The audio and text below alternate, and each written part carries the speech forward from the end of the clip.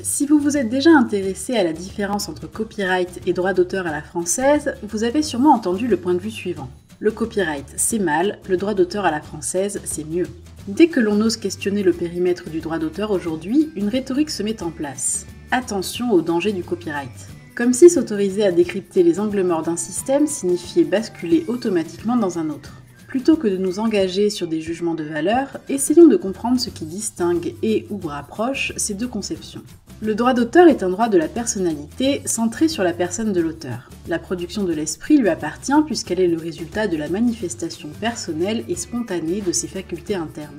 Ceci explique le fait que l'œuvre soit naturellement la propriété de celui ou celle qui l'a créée. Dans ces conditions, le lien qui unit l'auteur à l'œuvre fait l'objet d'une protection toute particulière. L'œuvre de l'esprit est envisagée comme le prolongement de la personnalité de l'auteur. Si les droits patrimoniaux sont limités dans le temps, le droit moral est perpétuel et se transmet aux héritiers. Le copyright est un monopole d'exploitation accordé pour une durée limitée. C'est un droit moins centré sur l'auteur qui, dans une logique plus économique, vise à protéger également l'investissement réalisé par l'exploitant. Le copyright remplit une fonction plus utilitariste et régule une relation triangulaire réunissant l'auteur, l'exploitant et le public. C'est un droit conçu comme un droit marchand créé pour réguler l'offre et la demande.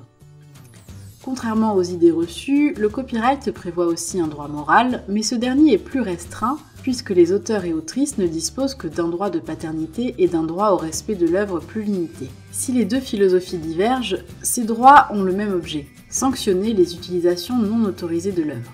Mais il faut reconnaître que le copyright américain est moins protecteur que le droit d'auteur à la française. Cette affirmation impose toutefois de prendre du recul, car le copyright est largement compensé par la mise en œuvre d'une forme de statut professionnel, protégeant davantage les conditions de travail de certains auteurs et autrices, comme dans le cas des scénaristes par exemple. Leur convention collective leur assure des seuils minimaux de rémunération, des rémunérations complémentaires pour toute exploitation secondaire de leurs œuvres, un encadrement de leurs conditions de travail, un fonds de pension de retraite. Leur travail n'est pas autant invisibilisé que celui des scénaristes français. Bien au contraire, il est au cœur de la législation américaine. D'ailleurs, la Writers Guild of America tient son pouvoir de pression de sa position incontournable de syndicat unique. Rappelons qu'il faut être affilié pour pouvoir travailler. À ce titre, le modèle américain met à mal le principe de la liberté syndicale cher à notre législation française, mais reconnaissons que ces moyens de pression sont très efficaces.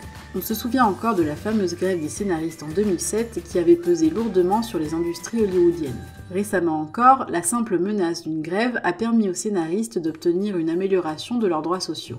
Par comparaison, les auteurs et autrices françaises ne bénéficient d'aucun encadrement de leurs conditions de travail et sont dépourvus d'une protection de leurs intérêts professionnels, car il n'existe pratiquement pas de convention collective qui traite spécifiquement des singularités de leur métier de création.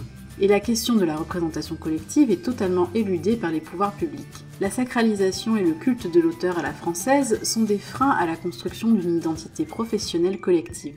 Les auteurs et autrices français peinent à être considérés comme des travailleurs normaux, et la règle selon laquelle il ne faudrait rien attendre du métier de création s'impose avec beaucoup de force. Les auteurs et autrices ont donc, en théorie, un droit de propriété plus fort, mais en pratique, ils le cèdent pour toute la durée du droit d'auteur et se retrouvent avec beaucoup de difficultés pour perdurer dans ce métier.